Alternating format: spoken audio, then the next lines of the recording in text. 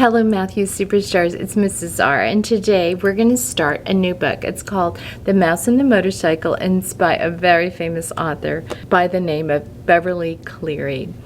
If her name sounds familiar, you might have come across her book, Ramona the Pest, or Beezus and Ramona. There was also a movie a few years ago that I think is out now on Netflix or one of the streaming services. But this book is a lot of people's favorites because the main character is a mouse. That's right. Shall we start reading? Chapter 1. The New Guests. Keith, the boy in the rumpled shorts and shirt, did not know he was being watched as he entered room 215 of the Mountain View Inn. Neither did his mother and father, who both looked hot and tired. They had come from Ohio for 5 days and had driven across plains and deserts over mountains to the old hotel in the California foothills, 25 miles from Highway 40. Here's a picture of who's watching them. The fourth person entering room 215 may have known he was being watched, but he did not care. He was Matt, 60 if he was a day, who at the moment was the bellboy. Matt also replaced worn-out light bulbs, renewed washers and leaky faucets, carried trays for people who telephoned room service to order food sent to their rooms, and sometimes prevented small children from hitting one another with croquet mallets on the lawn behind the hotel.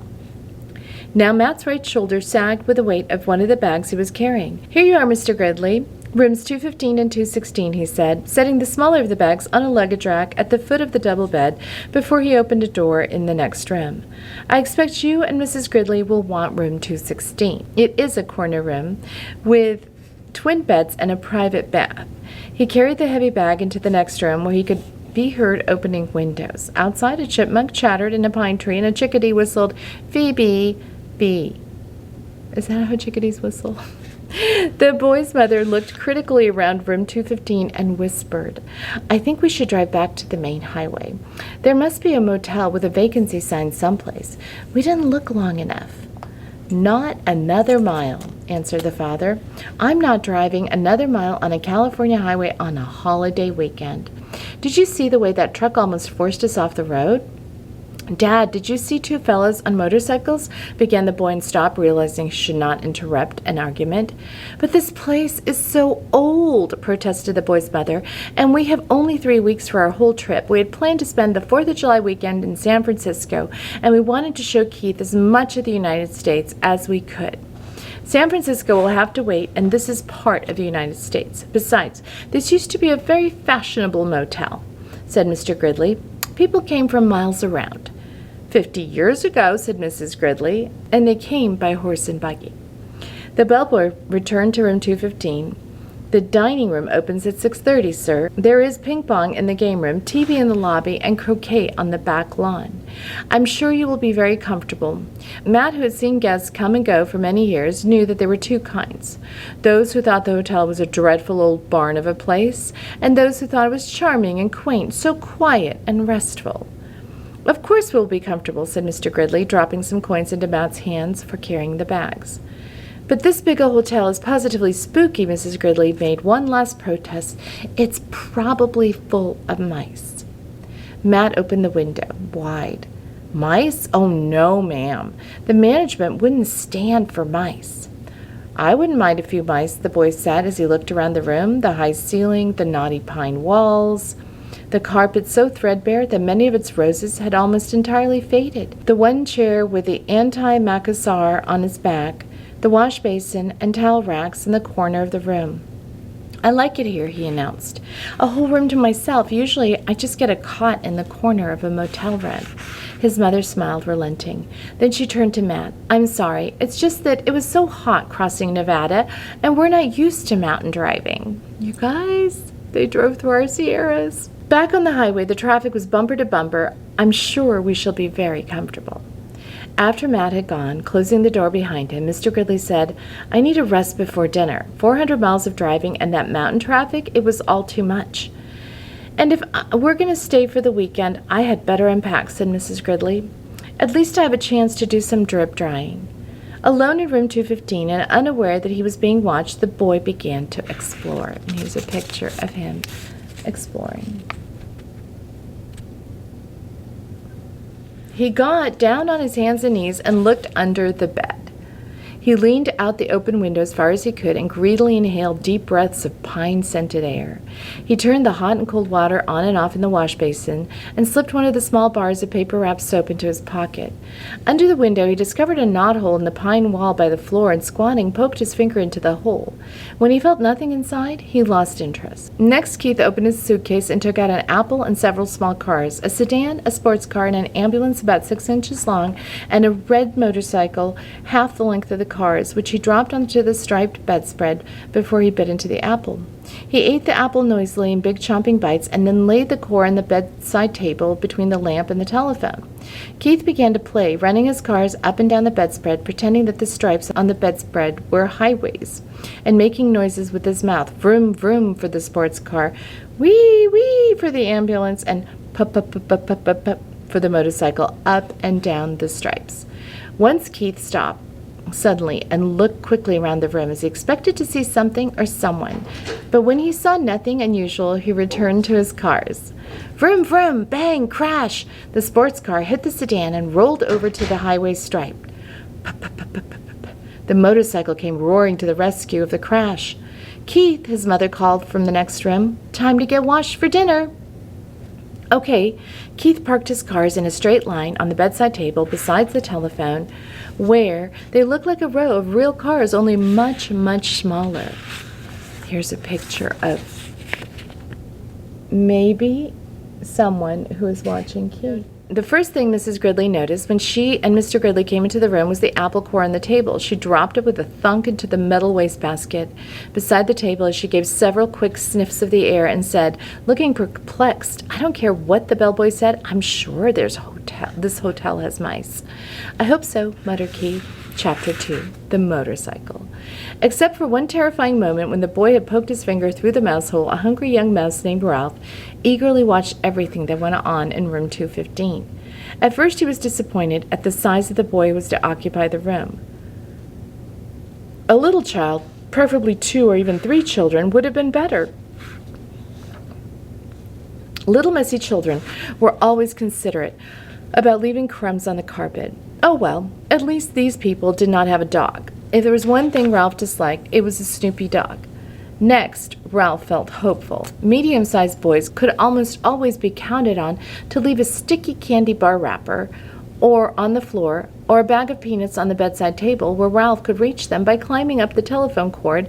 With a boy this size, the food, though not apt to be plentiful, was most surely going to be good quality. The third emotion felt by Ralph was joy when the boy laid the apple core by the telephone.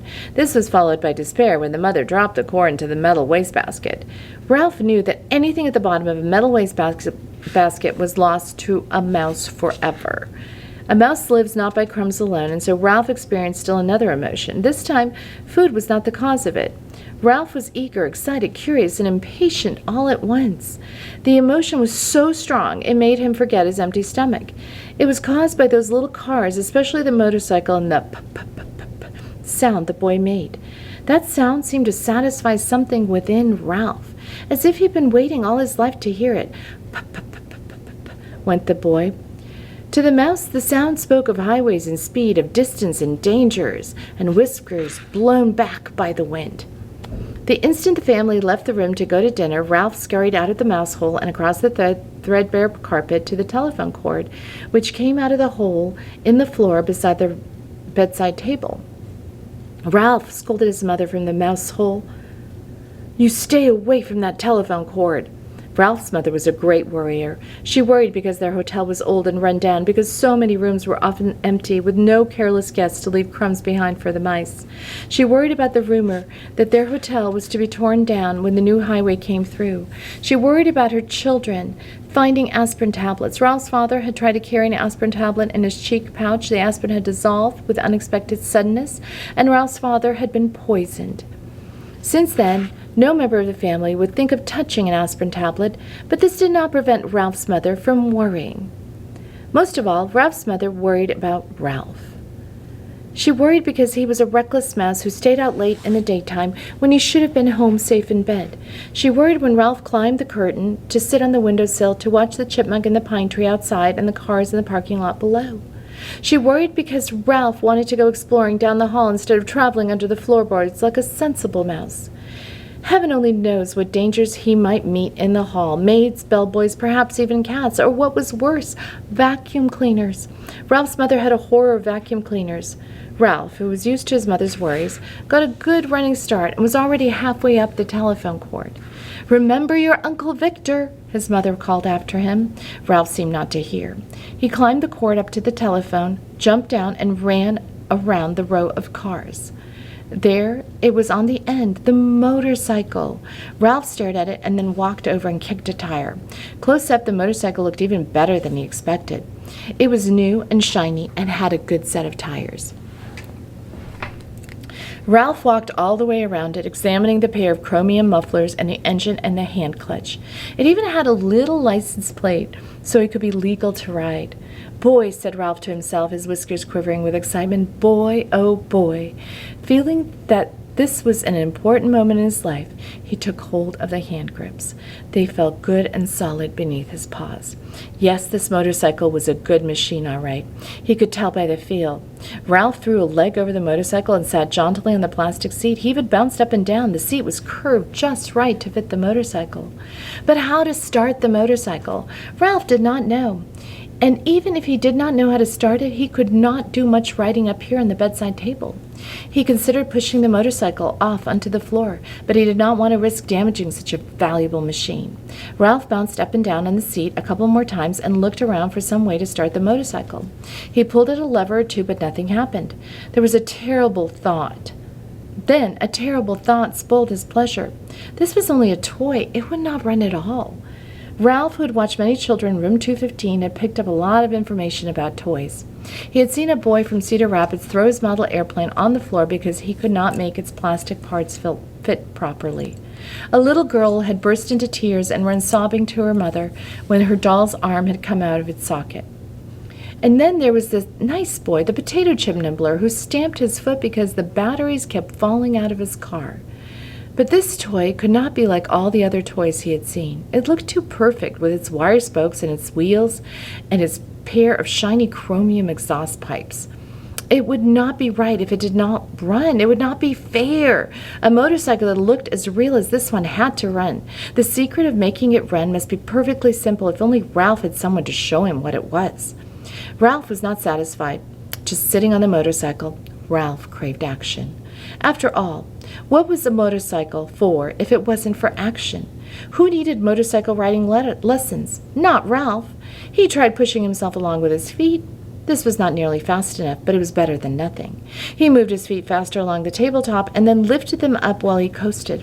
Feeling braver, he bent down low over the handlebars and worked his feet still faster toward the edge of the bedside table. Here's a picture of Ralph. When he worked up a little speed, he would coast around the corner. He scrabbled his feet on the tabletop to gain momentum. In a split second, he would steer to the left. At that moment, the bell on the telephone rang half a ring, so close that it seemed to pierce the middle of Ralph's bones.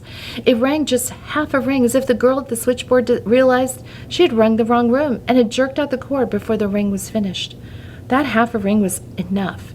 It shattered Ralph's nerves and terrified him so that he forgot all about steering. It jumbled his thoughts until he forgot to drag his heels for brakes. He was so terrified he let go of the hand grips. The momentum of the motorcycle carried him forward over the edge of the table. Down, down, through space tumbled Ralph with the motorcycle.